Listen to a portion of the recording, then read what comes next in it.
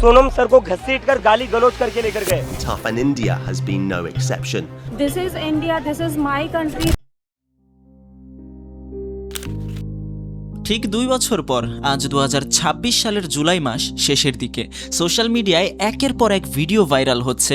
বিভিন্ন শহরে ছাত্রদের বিক্ষোভ, ভারতের রাস্তায় পুলিশের ব্যারিকেড, প্রতিবাদ, মিছিল, আর পুরো দেশ জুড়ে একটাই প্রশ্ন, আসলে কি ঘটতে চলেছে? এই দৃশ্যগুলো দেখে অনেকেই বলছেন এটা কি ভারতের জুলাই আন্দোলন, আবার অনেকেই বলছেন দুই দেশের ঘটনা একেবারেই আলাদা। তাহলে সত্যিটা আসলে কি? দুই দেশের কি শুধু ক্যালেন্ডারের মিল? এই প্রশ্নের উত্তর খুঁজতে গেলে আমাদের প্রথমে বুঝতে হবে ভারতের এই আন্দোলন হঠাৎ একদিনে তৈরি হয়নি। এর পেছনে ছিল কয়েক প্রজন্ম ধরে জমে থাকা ক্ষোভ, কিছু বিতর্কিত ঘটনা আর এমন কিছু সিদ্ধান্ত যেগুলো বহু তরুণের ভবিষ্যৎ নিয়ে নতুন করে প্রশ্ন তুলেছিল।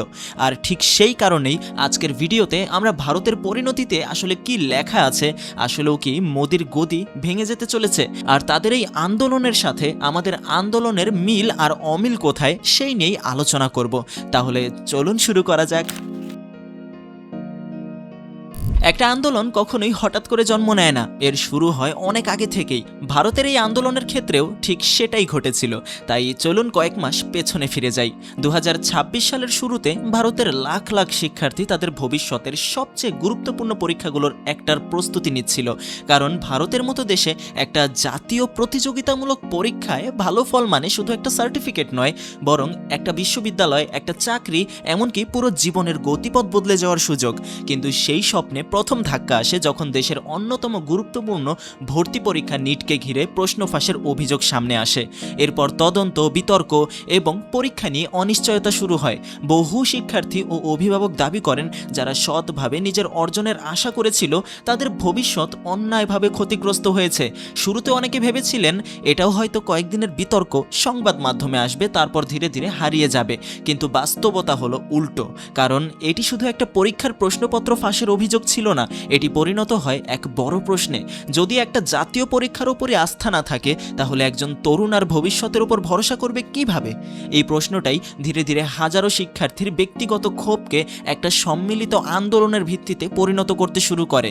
আর এখান থেকেই ভারতের গল্প একটা পরীক্ষার বিতর্ক থেকে বেরিয়ে এসে জবাবদিহি, শিক্ষা ব্যবস্থার সংস্কার এবং তরুণদের ভবিষ্যৎ নিয়ে জাতীয় আলোচনায় রূপ নিতে শুরু করে। কিন্তু তখনও কেউ বুঝতে পারেনি এই ক্ষোভ খুব শিগগিরই শুধু পরীক্ষা কেন্দ্রের গণ্ডি ছাড়িয়ে ভারতের রাজপথে পৌঁছে যাবে। প্রথমে ছিল শুধু অভিযোগ, তারপর এলো তদন্তের দাবি, তারপর শুরু হলো অনলাইন বিতর্ক। অনেকেই তখনও ভাবছিলেন কয়েকদিন পর সবকিছু স্বাভাবিক হয়ে যাবে। কিন্তু ইতিহাসে এমন অনেক মুহূর্ত আছে যখন একটা ঘটনা আর শুধু একটা ঘটনা থাকে না, সেটা পরিণত হয় বিশ্বাসের সংকটে। ভারতের ক্ষেত্রেও অনেক শিক্ষার্থীর কাছে ঠিক সেটাই ঘটেছিল। তাদের প্রশ্ন ছিল, যদি পরীক্ষায় ন্যায্যতা নিয়ে সন্দেহ তৈরি হয় তাহলে আমাদের বছরের পর বছরের পরিশ্রমের মূল্য কোথায়?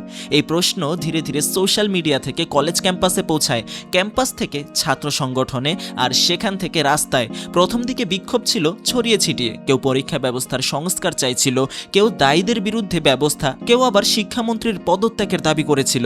কিন্তু কয়েক সপ্তাহের মধ্যেই আন্দোলন একটা কেন্দ্রীয় রূপ নিতে শুরু করে। দিল্লির যন্তর মন্তর, যা বহু বছর ধরেই প্রতিবাদের প্রতীকী স্থান, আবারও আন্দোলনের কেন্দ্রবিন্দু হয়ে ওঠে। সেখানে শিক্ষার্থী, তরুণ এবং বিভিন্ন নাগরিক গোষ্ঠী জড়ো হতে শুরু করে। একই সময়ে শিক্ষাবিদ ও সোনং ওয়াংচুকের অনশন আন্দোলনেও এই ইস্যুর প্রতি জাতীয় মনোযোগ বাড়িয়ে তোলে। এরপরেই আসে সেই দিন যেদিন হাজার হাজার মানুষ সংসদের দিকে মিছিলের ডাক দেয়। কিন্তু সেই মিছিল গন্তব্যে পৌঁছানোর আগেই পরিস্থিতি উত্তপ্ত হয়ে ওঠে। পুলিশ ব্যারিকেড দেয়, বিক্ষোভকারীদের থামানোর চেষ্টা করে। এরপর শুরু হয় ধাক্কাধাক্কি, টিয়ার গ্যাস, লাঠিচার্জ এবং ব্যাপক বিশৃঙ্খলা। এই ঘটনায় বিক্ষোভকারী ও পুলিশ উভয় পক্ষেই আহত হওয়ার খবর আসে। আর ঠিক এখানেই আন্দোলনের মোড় ঘুরে যায়।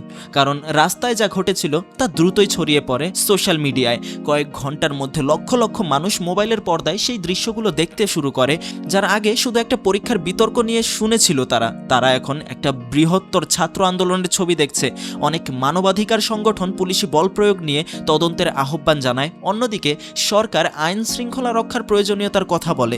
এই সময় আন্দোলনকারীরা তাদের দাবিতে অনড় থাকার ঘোষণা দেয়। সেদিনের পর আলোচনার বিষয় শুধু আর একটা পরীক্ষা ছিল না, প্রশ্ন হয়ে দাঁড়ায় একটা প্রজন্ম কি শুধু পরীক্ষার ন্যায্যতা চাইছে, নাকি তারা পুরো শিক্ষা ব্যবস্থায় আরও বেশি জবাবদিহিতা দাবি করছে?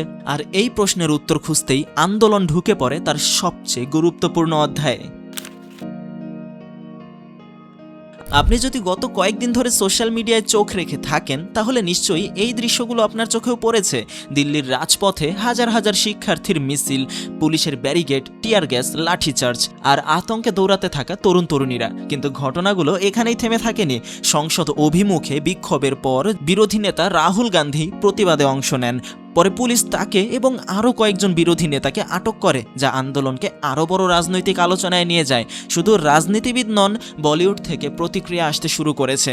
টুইঙ্কেল খান্না, করিনা কাপুর, বরুণ ধাওয়ান, সারা আলী খান, পরে দিলজিৎ দোসাঞ্জ, সোনাক্ষী সিনহা, অনুরাগ কাসওয়াব সহ আরও কয়েকজন পরিচিত মুখ প্রকাশ্যে শিক্ষার্থীদের প্রতি সমর্থন বা উদ্বেগ জানিয়েছেন।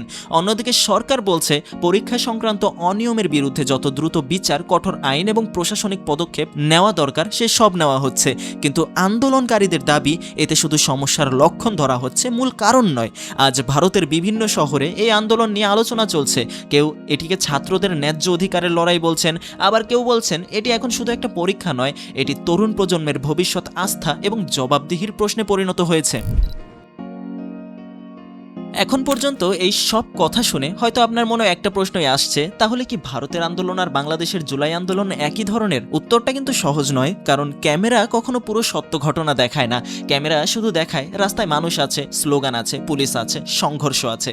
কিন্তু কোনো আন্দোলনকে বোঝার জন্য শুধু রাস্তার ছবি দেখলেই হয় না, বোঝার চেষ্টা করতে হয় কেন মানুষ রাস্তায় নামলো।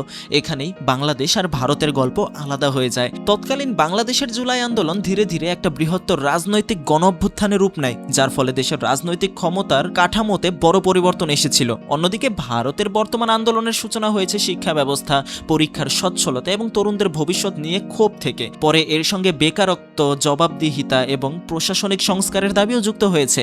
অর্থাৎ দুই আন্দোলনের শুরু কিন্তু এক নয়, কিন্তু এখানেই শেষ নয়, কারণ সবচেয়ে বড় মিলটা অন্য জায়গায়। দুই দেশেই আন্দোলনের সবচেয়ে শক্তিশালী মুখ হয়ে উঠেছে তরুণ প্রজন্ম। দুই দেশেই সামাজিক যোগাযোগ মাধ্যম আন্দোলনের গতি বাড়িয়েছে। দুই দেশই একটা স্থানীয় ইস্যু খুব অল্প সময়ের মধ্যে জাতীয় আলোচনায় পরিণত হয়েছে। কিন্তু আরেকটা গুরুত্বপূর্ণ পার্থক্য আছে। বাংলাদেশের আন্দোলনের শেষ অধ্যায় ছিল রাষ্ট্র ক্ষমতার পরিবর্তনের মধ্য দিয়ে। ভারতে এখন পর্যন্ত আন্দোলনের মূল দাবিগুলো ঘুরছে শিক্ষা ব্যবস্থা, পরীক্ষা সংক্রান্ত জবাবদিহিতা এবং সংশ্লিষ্ট মন্ত্রীর পদত্যাগের দাবিকে কেন্দ্র করে। সরকার সংস্কারের আশ্বাস দিলেও আন্দোলনের সংগঠকেরা বলছেন তারা আরও গভীর পরিবর্তন চান। তাহলে দুটো আন্দোলনের মধ্যে মিল কোথায়? মানুষের ক্ষোভে। পার্থক্য কোথায়? সেই ক্ষোভের উৎস, দাবি এবং রাজনৈতিক প্রেক্ষাপটে। আর এই কারণেই শুধু কয়েকটা ভাইরাল ভিডিও দেখে এই দুই আন্দোলনকে এক বলে দেওয়া যেমন ঠিক নয়, আবার কোনো মিলই নেই এই কথাও পুরোপুরি ঠিক নয়। ইতিহাস কখনো কার্বন কপি হয় না, কিন্তু ইতিহাস প্রায়শই আমাদের পরিচিত কিছু প্রতিচ্ছবি দেখায়।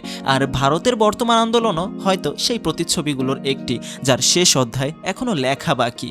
শেষ পর্যন্ত একটা বিষয় পরিষ্কার, প্রথম দেখায় দুটো আন্দোলন যতই একরকম মনে হোক না কেন, তাদের ইতিহাস, কারণ এবং বাস্তবতা এক নয়। তবে একটা জায়গায় তারা মিল রেখে যায়, যখন তরুণদের ভবিষ্যৎ নিয়ে প্রশ্ন ওঠে তখন সেই প্রশ্ন অনেক সময় রাজপথ পর্যন্তও পৌঁছে যায়।